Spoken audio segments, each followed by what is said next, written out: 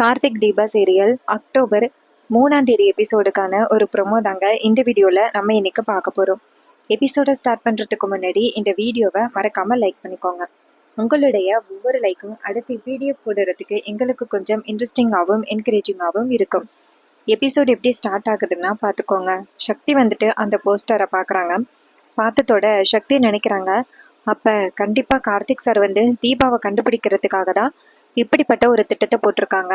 இந்த ஃபங்க்ஷன் எங்கே நடக்க போகுதோ அந்த இடத்துக்கு நம்ம தீபா இடத்த கூட்டிகிட்டு போயிடலாம் அப்படின்னு சக்தி நினைக்கிறாங்க.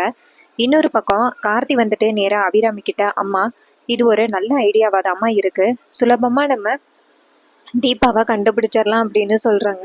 இது கேட்டுட்டு அபிராமி சொல்கிறாங்க, இங்கே பாரு கார்த்தி, ஏற்கனவே அந்த துங்கா வந்துட்டு அந்த கீதாவை தேடிக்கிட்டு இருக்கான். ஸோ கண்டிப்பாக வந்துட்டு அவன் நீ கீதாவை அவன்கிட்டேருந்து காப்பாற்றினதுனால கண்டிப்பாக துங்கா சரியான கோவத்தில் இருப்பான். உன்னை பழிவாங்கிறதுக்கு அவன் என்ன வேணாலும் பண்ணுவான். அதனால நீ கொஞ்சம் அவன்கிட்ட பாதுகாப்பாக இருக்கணும்ப்பா அப்படின்னு. இது கேட்டுட்டு கார்த்தி சொல்கிறாரு, ஆமாம்மா, இது எனக்கு ஏற்கனவே எழுந்த சந்தேகம்தான். நான் அவனை அடித்ததுனால கண்டிப்பாக அவன் தீபா மேலேயும் சேர்த்து இப்போ கோவமாக இருப்பான். என்ன பழிவாங்குறேன் அப்படின்னு நினச்சி தீபாவை ஏதாவது பண்ணுறதுக்கு முயற்சி பண்ணுவான் அப்படின்னு. அப்போ கீதா சொல்கிறாங்க, சார் இது எல்லாமே என்னால் தானே. இப்போ நான் உங்கள் வாழ்க்கையில் வராமல் இருந்திருந்தா இந்நேரம் உங்களுக்கு இந்த மாதிரி ஒரு பிரச்சனை வந்திருக்காதில்ல, என்னை மன்னிச்சிருங்க அப்படின்னு. இது கேட்டுட்டு கார்த்தி சொல்கிறாரு, இங்கே பாருங்க கீதா, உங்களுக்கு ஏற்கனவே தெரியும் இன்னைக்கு எங்கள் அம்மா உயிரோடு இருக்காங்கன்னா அதுக்கு முழு காரணமுமே நீங்கள் தான். அன்னைக்கு நான் உங்களை கூப்பிட்டதோட நீங்கள் வந்து எங்கள் அம்மா கிட்ட நான் தான் தீபா அப்படின்னு சொன்ன பிறகு தான் எங்கள் அம்மாவே கண்முழிச்சாங்க. அன்னைக்கு டாக்டர் என்ன சொன்னாங்கன்னு உங்களுக்கு தெரியுமா? தீபா மட்டும் வந்தால் மட்டும்தான் அம்மா வந்துட்டு கண்முழிப்பாங்க, இல்லைன்னா அம்மா உயிருக்கு என்ன ஆபத்து வேணாலும் நடக்கிறதுக்கு வாய்ப்பு இருக்குன்னு சொன்னாங்க. அதுலேருந்து தான் எனக்கு பயம் அதிகமாயிருச்சு. நீங்கள் மட்டும் அன்னைக்கு வராமல் இருந்திருந்தா எங்கள் அம்மாவுக்கு என்னென்னமோ நடந்திருக்கும். நீங்கள் வந்ததுக்கு ரொம்ப நன்றி அப்படின்னு. இது கேட்டுட்டு கீதா சொல்கிறாங்க, இங்கே பாருங்க சார், இப்போதைக்கு என்னால் தானே தீபாவுக்கு ஆபத்து அப்படின்னு. கார்த்தி சொல்கிறாரு, அந்த கான்சர்ட்டை நான் எதுக்காக ரெடி பண்ணியிருக்கேன்னா கண்டிப்பாக சக்தி அந்த இடத்துக்கு தீபாவை கூட்டிகிட்டு வரதுக்கு வாய்ப்பு இருக்குது. அப்போ நான் கண்டிப்பாக வந்துட்டு தீபாவை கண்டுபிடிச்சிருவேன், நீங்கள் கவலைப்படாதீங்க அப்படின்னு. அப்போ கீதாவும் சரி அப்படிங்கிறாங்க. அபிராமி நேராக கார்த்திகிட்ட, இங்கே பாருப்பா கார்த்தி, கண்டிப்பாக அந்த துங்கா ரவுடிகளை கூட்டிகிட்டு வந்துட்டு அந்த இடத்துல தீபாவையும் கீதாவையும் கடத்துறதுக்கு நிறைய வாய்ப்பு இருக்குது. அதனால நீ போலீஸோட உதவி கேட்டால் நல்லாயிருக்கும் அப்படின்னு. கார்த்தியும் சரிம்மா அப்படின்னு சொல்ல கீதா சொல்கிறாங்க, என்ன சார் போலீஸ்ன்னு சொல்கிறீங்க, போலீஸ் வந்தால் கண்டிப்பாக என்ன பிடிச்சிட்டு போயிடுவாங்க சார் அப்படின்னு. கார்த்தி சொல்கிறாரு, இங்கே பாருங்கள், நீங்கள் தான் தீபா அப்படிங்கிறதுக்கு எங்ககிட்ட ப்ரூஃப் இருக்குது. அதனால் நீங்கள் கவலைப்படாதீங்க, உங்களை இக்காரணம் பண்ணிட்டும் கண்டிப்பாக நான் போலீஸ்கிட்ட பிடிச்சிட்டு போக அனுமதிக்க மாட்டோம், நீங்கள் கவலைப்படாதீங்க அப்படின்னு. இதை கேட்டுட்டு அந்த கீதாவும் சரிங்க சார், இத்தனை நாளும் நான் உங்களை தான் நம்பி இருந்தேன், இதுக்கு மேலே நான் உங்களை தான் நம்பி இருக்கேன் அப்படின்னு. கார்த்தியும் சரி அப்படிங்கிறாரு. அதுக்கப்புறமா அபிராமி சொல்கிறாங்க, கார்த்தி, தீபாவோட அப்பா தர்மலிங்கம் ஊர் ஃபுல்லாக போஸ்டர் அடிக்கிறேன்னு சொன்னாரே, பண்ணி முடிச்சிட்டாரா அப்படின்னு. கார்த்தி சொல்கிறாரு, அதெல்லாம் அவர் சூப்பராக பண்ணி முடிச்சிட்டாருமா, எல்லாருமே அந்த கான்சர்ட்டுக்காக வெயிட் பண்ணிட்டு இருக்காங்க. இன்ஃபேக்ட் டிவி, எஃப்எம் ரேடியோ அப்படின்னு எல்லாத்துலேயுமே தீபாவோட கான்சர்ட் பற்றி அனௌன்ஸ் பண்ணிக்கிட்டே இருக்கோம். எவ்ரி ½ ஒரு தடவை அந்த அனௌன்ஸ் பண்ணிக்கிட்டே இருக்காங்க. ஸோ கண்டிப்பாக வந்துட்டு சக்தி நம்மளை தேடி வந்துடுவாங்கன்னு எனக்கு நம்பிக்கை இருக்குது அப்படின்னு. இது கேட்டதோட அபிராமியும் நல்ல வேலை தீபா வந்துட்டா நல்லா இருக்கும் அப்படின்னு. அப்போ கார்த்தி சொல்கிறாரு, அம்மா அந்த கான்சர்ட்டில் தாம்மா நம்மளுடைய நம்பிக்கையே இருக்குது அப்படின்னு. இது கேட்டுட்டு அபிராமியும் ஆமாப்பா அப்படிங்கிறாங்க. அப்போ ஐஸ்வர்யா நினைக்கிறாங்க, ஆஹா, இவங்க எல்லாரும் ஒன்று கூடி திட்டம் போடுறத பார்த்தா தீபாவை வீட்டுக்கு கூட்டிகிட்டு வராமல் இருக்க மாட்டாங்க போலியா அப்படின்னு ஐஸ்வர்யா பயப்படுறாங்க. அப்போ ஐஸ்வர்யா நினைக்கிறாங்க, அப்படி அந்த சக்தி தீபாவை எங்கே தான் வச்சிருப்பா, அவகிட்ட எத்தனை தடவை ஃபோன் பண்ணி கேட்டாலுமே எதுவுமே சொல்ல மாட்டேங்கிறாளே, நம்ம எப்படி வந்துட்டு அந்த கீதாவை கண்டுபிடிக்கிறது அப்படின்னு சரியான கோவத்தில் இருக்காங்க அந்த ஐஸ்வர்யா. அப்போ ஐஸ்வர்யா வந்துட்டு நேராக துங்காவுக்கு கால் பண்ணுறாங்க. துங்கா ஃபோன் அட்டன் பண்ணி, சொல்ல ஐஸ்வர்யா என்ன வேணும் அப்படின்னு கேட்க ஐஸ்வர்யா சொல்கிறாங்க, இங்கே பாருங்கள், அன்னைக்கு கார்த்தி வந்துட்டு உங்களை அடித்ததுனால கார்த்தியை பழி வாங்குறதுக்கு தீபாவையும் தீர்த்து கட்டணும் அப்படின்னு என்கிட்ட சொன்னீங்கல்ல அப்படின்னு. அப்போ துங்கா சொல்கிறாரு, ஆமாம், தீபாவையும் தான் சேர்த்து தீர்த்து கட்ட போகிறேன் அப்படின்னு. ஐஸ்வர்யா சொல்கிறாங்க, இங்கே பாருங்கள், அந்த தீபாவை இங்கே வர வைக்கிறதுக்கு எல்லாருமே சேர்ந்து ஒரு பிளான் பண்ணியிருக்காங்க அப்படின்னு. அப்போ துங்கா கேட்குறாரு, என்ன பிளான் பண்ணியிருக்காங்க அப்படின்னு. அப்போ கீதா சொல்கிறாங்க, இங்கே பாரு.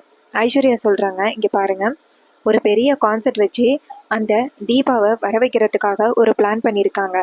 இந்த கான்செர்ட்டை ஏற்பாடு பண்ணி ஊர் ஃபுல்லாக பத்திரிக்கை அடிச்சிருக்காங்க. இந்த பத்திரிக்கையை பார்த்துட்டு கண்டிப்பாக அந்த சக்தி தீபாவை கூட்டிக்கிட்டு அந்த கான்செர்ட்டுக்கு வருவாங்கன்னு நம்பிக்கையோடு இருக்காங்க. அதனால் நீங்கள் இப்போ என்ன பண்ண போகிறீங்க அப்படின்னு துங்கா சொல்கிறாரு. அந்த கான்செர்ட்டுக்கு உள்ளார அந்த தீபா போனாதானே அந்த கார்த்தி எவ்வளோ தைரியம் இருந்தா அந்த சின்ன பையன் என்ன அடிச்சிருப்பான். அவன் என்னை அடிச்சதுக்கு அவன் நினச்சிக்கிட்டு இருக்க தீபாவை நான் கொன்று தீத்தா மட்டும்தான் என் ஆசை நிறைவேறும் அப்படின்னு. இதை கேட்டுட்டு ஐஸ்வர்யா சொல்கிறாங்க, இதே கோவத்தோட இருங்க, அந்த தீபாவையும் கீதாவையும் ஒரே நேரத்தில் தீர்த்து கட்ட முடியும் அப்படின்னு. இதை கேட்டுட்டு துங்காவும் சரி அப்படின்னு சொல்லிட்டு ஃபோனை கட் பண்ணுறாரு. ஐஸ்வர்யா நினைக்கிறாங்க, எப்படியோ அந்த கார்த்திகன் துங்காவுக்கும் பிரச்சனையை உண்டாக்கி விட்டாச்சு. இனிமே அந்த கார்த்திக்கும் துங்காவுக்கும் நடக்க போகிற பிரச்சனையை பார்த்து நம்ம வேடிக்கை பார்த்தா மட்டும் போதும். அந்த தீபா எப்படியும் ஆட்டோமேட்டிக்காக இறந்துருவா. இனிமே எனக்கு எந்த கவலையும் இல்லை. அவங்க 2 பேரும் மோதிக்கிறத வேடிக்கை மட்டும் பார்த்தா போதும் அப்படின்னு கீதா ஐஸ்வர்யா நினைக்கிறாங்க. அதுக்கப்புறமா சீனசி பண்ணி சக்தியை காமிக்கிறாங்க. சக்திக்கு வந்துட்டு அந்த விஷயம் தெரியுது. தெரிஞ்சதோட எப்படியாவது தீபா மேடத்தை கார்த்திகிட்ட சேர்க்கணும் அப்படின்னு சக்தி நினைக்கிறாங்க. அதுக்கு முன்னாடி நேராக அந்த கான்செர்ட் நடக்க போகிற இடத்த போயிட்டு விசாரிச்சுட்டு வந்துருவோம் அப்படின்னு சக்தி வந்துட்டு நேராக அந்த கான்செர்ட் நடக்க போகிற இடத்துக்கு போகிறாங்க. அதுக்கு முன்னாடியே அந்த துங்காவோட ஆட்கள் பேசிக்கிறாங்க, இங்கே பாருங்கடா, எப்படியும் அந்த சக்தி அந்த கான்செர்ட் நடக்க போகிற இடத்துக்கு வருவா. வந்துட்டு ஃபஸ்ட்டு வேவு பாப்பா, அதுக்கப்புறம் தான் அந்த தீபாவை அழைச்சிட்டு வருவா. அதனால யாராவது போயிட்டு அவளுக்கு தெரியாமல் நின்னுங்க, அவள் கண்டிப்பாக வருவா. அந்த நேரத்தில் அவளை ஃபாலோ பண்ணிட்டு போயிட்டு அந்த தீபா எங்கே இருக்காளோ பிடிச்சிருங்கடா அப்படின்னு. இது கேட்டதோட அந்த ரவுடிகளும் சரிங்கண்ணா அப்படின்னு சொல்லிட்டு அந்த கான்செர்ட் நடக்க போகிற கம்பெனிக்கு வாசலில் யாருக்கும் தெரியாமல் நின்றுக்கிட்டு இருக்காங்க. ஒருத்தன் டீ குடிச்சிக்கிட்டு இருக்க மாதிரி நிற்கிறான், இன்னொருத்தன் பூக்கடை போட்டிருக்க மாதிரி உட்காந்துருக்கான். இன்னொரு பக்கம் நம்ம கார்த்தி நேராக சரவணனுக்கும் கால் பண்ணுறாங்க. சரவணன் ஃபோன் அட்டன் பண்ணி சொல்லு கார்த்தி அப்படின்னு சொல்ல, அப்போ கார்த்தி சொல்கிறாரு, சார் தீபாவை கண்டுபிடிக்கிறதுக்கு ஒரு பிளான் பண்ணியிருக்கோம் அப்படின்னு. சரவணன் கேட்குறாரு, என்ன பிளான் கார்த்தி அப்படின்னு. அப்போ கார்த்தி சொல்கிறாரு, ஒரு பெரிய கான்செர்ட் மாதிரி ஏற்பாடு பண்ணி அந்த கான்செர்ட்டில் தீபா பாட போகிறாங்க அப்படின்னு சொன்னால் கண்டிப்பாக சக்தி எங்கே இருந்தாலும் தீபாவை கூட்டிகிட்டு வந்துடுவாங்க. ஸோ ஈஸியாக தீபாவை கண்டுபிடிச்சிடலாம்ல அப்படின்னு. இது கேட்டதோட சரவணன் சொல்கிறாரு, நல்ல ஐடியா கார்த்தி, சரி ஓகே, உங்களுக்கு என்னால் என்ன ஹெல்ப் வேணும் அப்படின்னு. கார்த்தி சொல்கிறாரு, கண்டிப்பாக இந்த விஷயம் எல்லாருக்கும் பரவிருக்கும். இன்ஃபேக்ட் துங்காவுக்கு கூட இந்த விஷயம் தெரிய வந்திருக்கும். இப்போ என்னுடைய கவலை என்னன்னா, கண்டிப்பாக தீபா வந்துட்டு அந்த கான்செர்ட் நடக்க போகிற இடத்துக்கு வரத்துக்கு முயற்சி பண்ணுவாங்க. அந்த நேரத்தில் கண்டிப்பாக துங்கா வந்துட்டு தீபாவை வரவிடாமல் தடுக்கிறதுக்கு தீபாவை அந்த இடத்துலேருந்து தூக்கிட்டு போகிறதுக்கு ட்ரை பண்ணுவான். அதுக்கு நம்ம ஏதாவது பண்ணியே ஆகணும் அப்படின்னு.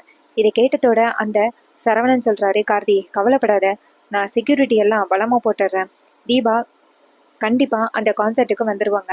அந்த ரவுடிகளால் தீபாவுக்கு எந்தவித ஆபத்தும் வராது, நீ கவலைப்படாத அப்படின்னு. இது கேட்ட கார்த்தியும் சரி அப்படின்னு சொல்கிறாரு.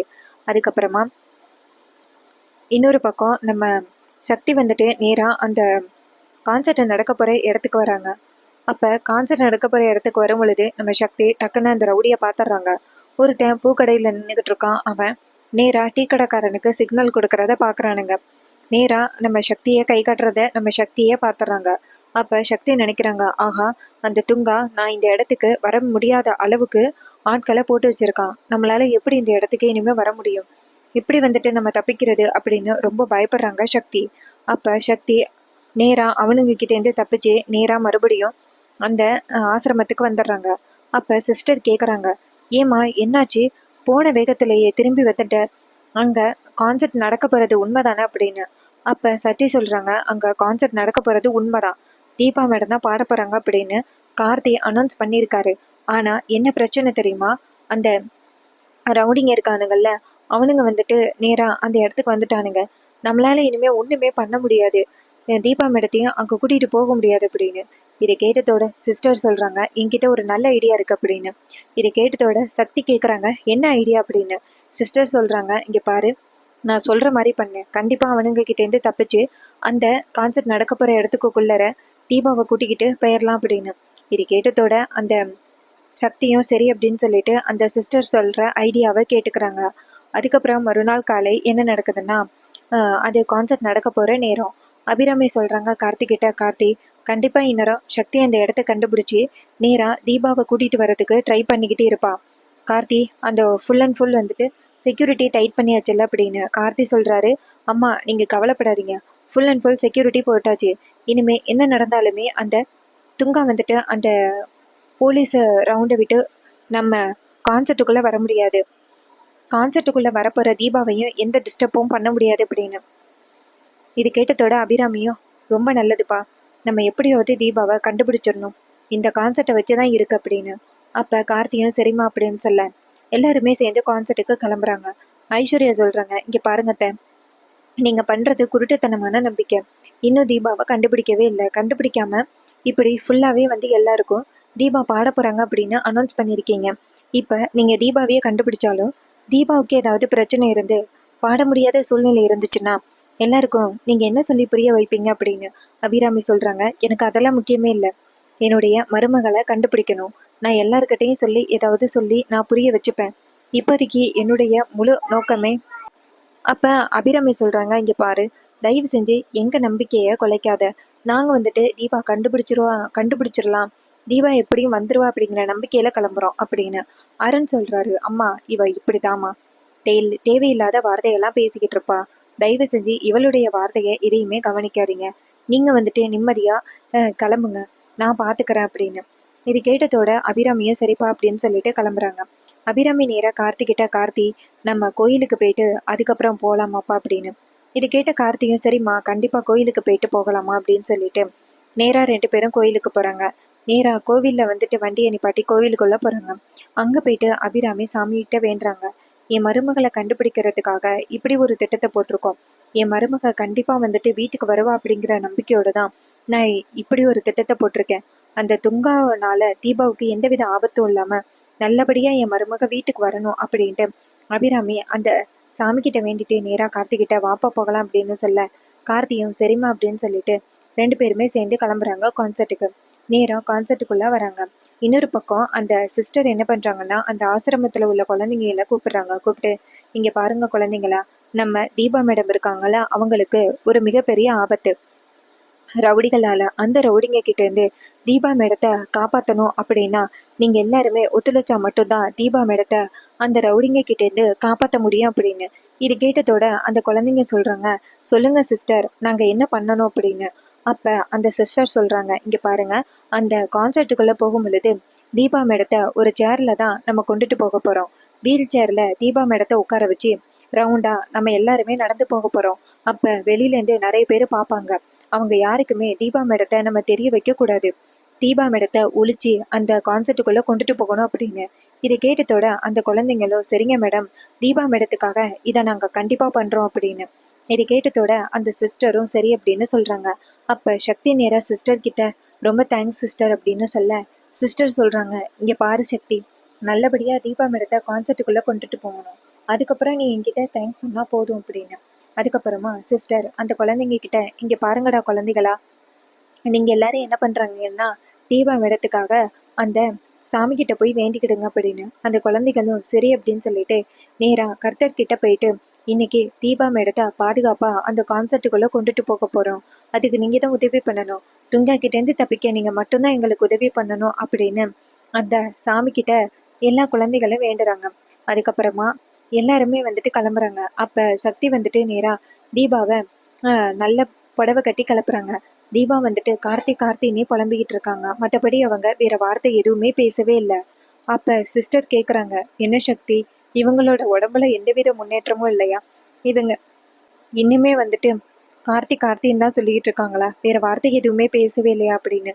சக்தி சொல்கிறாங்க, வேற ஏதாவது வார்த்தை பேசியிருந்தா நான் கண்டிப்பாக இன்னொரு அவங்க வீட்டுக்கு கூட்டிகிட்டு போயிருப்பேனே, இவங்க வேற வார்த்தை எதுவுமே பேசவே இல்லையே அப்படின்னு. இதை கேட்டதோட சிஸ்டர் சொல்கிறாங்க, கவலைப்படாத, இன்னைக்கு கண்டிப்பாக கார்த்தி தம்பிக்கிட்ட இந்த பொண்ணை ஒப்படைச்சிடலாம் கண்டிப்பா அப்படின்னு. இது கேட்டதோட சக்தியும், எனக்கும் இன்னைக்கு கண்டிப்பாக ஒப்படைச்சிருவோன்னு நம்பிக்கை இருக்குது அப்படின்னு சொல்ல சிஸ்டரும் சரி வாங்க குழந்தைங்களா கிளம்புவோம் அப்படின்ட்டு தீபாவை ஒரு ஆட்டோவிலே ஏற்றுறாங்க. அதுக்கப்புறம் அந்த குழந்தைங்க ஒரு கார்லேயே ஏறிக்கிறாங்க. எல்லாருமே நேராக சேர்ந்து அந்த கான்சர்ட்டுக்கு போகிறாங்க. இன்னொரு பக்கம் அபிராமி, கார்த்தி, அந்த குடும்பத்தில் உள்ளவங்க எல்லாருமே கான்சர்ட்டுக்கு போயிடுறாங்க. அப்போ ஐஸ்வர்யாவுக்கு பதட்டமாக இருக்குது, தீபா மட்டும் வந்தான்னா வந்ததோட நான் தான் அவளை மலையிலேருந்து தள்ளிவிட்டேன்னு சொல்லிடுவாளே, நம்ம என்ன பண்ணுறது அப்படின்னு ஐஸ்வர்யாவுக்கு ஒரே பதட்டமாக இருக்குது. அப்போ அருண் கேட்குறாரு, ஐஸ்வர்யா நானும் காலையிலேருந்து பார்த்துக்கிட்டு இருக்கேன். ஏன் இப்படி பதட்டமாவே இருக்க? இன்னைக்கு நம்ம தீபாவை எப்படியும் கண்டுபிடிச்சிருவோம் அப்படின்னு. ஐஸ்வர்யா சொல்றாங்க, ஆமாங்க, தீபாவை கண்டுபிடிக்க போறோம்ல, அதாங்க ஒரே பதட்டமா இருக்கு. இன்னைக்கு தீபாவை கண்டுபிடிக்கலைன்னா என்ன பண்றது அப்படின்னு. அருண் சொல்றாரு, அதெல்லாம் கண்டுபிடிச்சிடலாம் அப்படின்னு. இன்னொரு பக்கம் ஐஸ்வர்யா வந்துட்டு பயப்படுறாங்க, ஆஹா, அவளை கண்டுபிடிக்க கூடாது அப்படிங்கிறதுக்காக தானே நான் பதட்டமாவே இருக்கேன் அப்படின்ட்டு. ஐஸ்வர்யா யாருக்கும் தெரியாம வெளியில வராங்க. வெளியில வந்துட்டு நேரா அந்த துங்காவுக்கு கால் பண்றாங்க. துங்கா ஃபோன் அட்டன் பண்ணி, சொல்ல ஐஸ்வர்யா அப்படின்னு கேட்க, ஐஸ்வர்யா சொல்றாங்க, என்ன பண்ணிக்கிட்டு இருக்கீங்க? அந்த தீபாவையும் சக்தியையும் பிடிச்சிட்டிங்களா அப்படின்னு துங்கா சொல்றாரு. அவங்க இன்னும் இந்த ஏரியாவுக்கு வரவே இல்லை அப்படின்னு. இது கேட்டதோட ஐஸ்வர்யாவும் சரி அப்படின்னு சொல்லிட்டு ஃபோனை கட் பண்றாங்க. அப்ப துங்கா சொல்றாரு, என்னடா இந்த ஐஸ்வர்யா நம்மளை விட ரொம்ப ஆர்வமா இருக்கா அப்படின்னு. அப்ப அந்த பக்கத்துல உள்ள ரவுடி சொல்றான், அண்ணா, வீட்டுல இருக்கிற அவ அந்த தீபாவை கொலை பண்ணணும் அப்படின்னு சொல்றான்னா எந்த அளவுக்கு அவ துரோகியா இருப்பான்னு பாத்துக்கிடுங்க அப்படின்னு. இதை கேட்டதோட துங்கா சொல்றாரு, ஆமாண்டா, நீ சொல்றதும் சரிதான், இந்த ஐஸ்வர்யாவை நம்ம நம்ப கூடாது அப்படின்னு. அதுக்கப்புறமா ஒரு காரும் ஒரு ஆட்டோவும் வந்து நிக்குது. அப்ப அந்த ரவுடி சொல்றான், அண்ணா, ஒரு காரும் ஆட்டோவும் வந்து நிக்குதுண்ணா, ஒருவேளை அந்த சக்தியா இருப்பாளோ அப்படின்னு. அப்ப சக்தி வந்துட்டு தலையில முக்காடு போட்டிருக்காங்க. அப்ப நிறைய குழந்தைங்க இறங்குறாங்க. அந்த குழந்தைங்கள்ல இருந்து நம்ம தீபாவும் இறங்குறாங்க. ஒரு வீல் சேர்ல உட்காடுறாங்க. வீல் சேர்ல உட்காந்ததோட அந்த குழந்தைங்க வந்துட்டு தீபாவை சுத்தி வராங்க. அப்ப அந்த துங்காவால பார்க்க முடியல. அப்ப துங்கா சொல்றாரு, ஏ, ஆசிரமத்துல இருந்து ஏதோ பிள்ளைங்க வந்திருக்கடா அப்படின்னு. அப்ப சிஸ்டர் நடந்து வரும் பொழுது ஒரு ரவுடி வந்து கேக்குறான், என்ன சிஸ்டர், யாராவது வந்திருக்கா அப்படின்னு. அப்ப அந்த சிஸ்டர் சொல்றாங்க, இங்க பாருங்க, நாங்க ஆசிரமத்துல இருந்து வந்திருக்கோம். இந்த குழந்தைங்களுக்கு தீபா மேடத்தோட பாட்டுன்னா ரொம்ப பிடிக்கும். அதை கேட்கறதுக்காக தான் நாங்க வெகு தூரத்துல இருந்து வந்திருக்கோம் அப்படின்னு. இதை கேட்டதோட அந்த ரவுடி சொல்றான், ஓ அப்படியா, சரி சரி அப்படின்னு சொல்ல, சிஸ்டர் வந்துட்டு நேரா தீபாவை வீல் சேர்ல வச்சுக்கிட்டு யாருக்கும் தெரியாம நேரா அந்த மண்டபத்துக்குள்ள கொண்டுட்டு போயிடுறாங்க. அப்ப துங்கா கிட்ட அந்த ரவுடி சொல்றான், அண்ணா, ஏதோ ஆசிரமத்துல இருந்து வந்திருக்கானுங்க, வேற எதுவும் இல்லைண்ணா அப்படின்னு. இது கேட்டதோட துங்கா சொல்றாரு, என்னடா, கான்சர்ட்டுக்கான நேரமாச்சு, இன்னமும் அந்த சக்தி தீபாவை கூட்டிட்டு வரல அப்படின்னு. அப்ப அந்த ரவுடி சொல்றான், ஆமாண்ணா, அதான் எனக்கும் புரியல அப்படின்னு. இன்னொரு பக்கம் நம்ம ஐஸ்வர்யா வந்துட்டு மாடியிலேருந்து பாத்துடுறாங்க. நடுவுல தீபா இருக்கிறதையும் தீபாவை சுத்தி அந்த குழந்தைங்க இருக்கிறதையும் ஐஸ்வர்யா பார்த்துட்டு அதிர்ச்சி ஆக்குறாங்க. என்ன இது, தீபாவை கூட்டிட்டு வந்துட்டாளுங்க, அந்த துங்கா ரவுடிகள்லாம் என்ன பண்றானோன்னு தெரியலையே, ச்சே, இவனுங்க கிட்ட ஒரு வேலை கூட உருப்படியா கொடுக்க முடியல, கடைசியில பெரிய ரவுடின்னு நினைப்பு அப்படின்னு. ஐஸ்வர்யா நேரா துங்காவுக்கு கால் பண்ண, துங்கா ஃபோன் அட்டன் பண்ணி, சொல்லுங்க மேடம் அப்படின்னு சொல்ல, ஐஸ்வர்யா சொல்றாங்க, என்ன பண்றீங்க, அந்த தீபாவை 4 பேருக்கு நடுவுல வச்சு ஒளிச்சு கொண்டுட்டு வந்துகிட்டு இருக்காளுவ அந்த ஆசிரமத்துல இருந்து, போய் பாருங்கடா அப்படின்னு சொல்ல. அப்ப துங்கா மத்த ரவுடிங்க கிட்ட, டேய், நம்ம கிட்ட ஏமாத்தி அந்த குழந்தைக்குள்ள வச்சு தீபாவை மறைச்சு கொண்டுட்டு போறாளுங்க, பிடிங்கடா அவளுகள் அப்படின்னு சொல்ல. அப்ப அந்த ரவுடிங்க வந்துட்டு நேரா அந்த குழந்தைங்கள சுத்தி வளைக்க. அப்ப சிஸ்டர் சொல்றாங்க, என்ன பண்றீங்க அப்படின்னு. அப்ப அவங்க சொல்றாங்க, மரியாதையா தீபாவை ஒப்படைச்சிட்டு போய்கிட்டே இருங்க அப்படின்னு. இது கேட்டதோட அந்த சிஸ்டர் சொல்றாங்க, இங்க பாருங்க, எங்களை மீறி தீபாவை தொட முடியாது அப்படின்னு. அப்ப அந்த குழந்தைங்களும் வந்துட்டு தீபாவுக்காக எதிர்த்து நிக்கிறாங்க. அப்ப அந்த இடத்துக்குள்ள நிறைய மக்கள் வந்துடுறாங்க. குழந்தைங்க கிட்ட என்ன பிரச்சனை பண்றீங்க அப்படின்னு. இதை பார்த்துட்டு அந்த துங்கா நினைக்கிறாரு, இது என்ன பொது பிரச்சனை ஆகுது, நம்ம என்ன பண்றது, சரி ஓகே, தீபாவை இப்போதைக்கு விடுவோம், கண்டிப்பா வந்துட்டு ஒரு நாள் அந்த தீபா வெளியில வராமையா இருப்பா, அப்பா அவளை தீர்த்து கட்டிடலாம் அப்படின்னு துங்கா நினைக்கிறாரு. ஐஸ்வர்யா செம அதிர்ச்சி ஆகுறாங்க, இவன் என்ன டம்மியா இருக்கான், தீபா வீட்டுக்குள்ள வந்தா நம்மளை போட்டு கொடுத்துருவாளே அப்படின்னு ஐஸ்வர்யா பயப்படுறாங்க. இந்த ப்ரெடிக்ஷன் உங்களுக்கு பிடிச்சிருந்துச்சுன்னா மறக்காம நம்ம சேனலை சப்ஸ்கிரைப் பண்ணிக்கோங்க. இதே மாதிரி இன்னுமே அப்டேட்ஸ் வேணும்னாலும் நம்ம சேனலை சப்ஸ்கிரைப் பண்ணிக்கோங்க. தேங்க்ஸ் ஃபார் வாட்சிங்.